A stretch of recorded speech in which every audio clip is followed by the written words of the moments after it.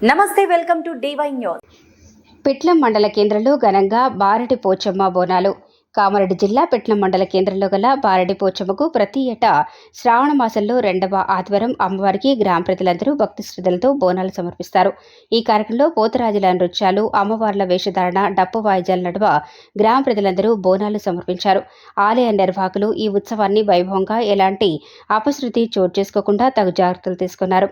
అమ్మవారి దర్శనానికి వచ్చిన భక్తులకు మహా అన్నప్రసాద వితరణ చేశారు. ఆలయ నిర్వాహకులు బత్ని జగదీష్ మరియు కమిటీ సభ్యులు బోనాల ఉత్సవాన్ని ఘనంగా జరిపించారు. సుమారు 2000 మంది ఆడపడుచులు అమ్మవారికి బోనాలు సమర్పించారు. గ్రామ పెద్దలు, ప్రజాప్రతినిధులు పాల్గొన్నారు.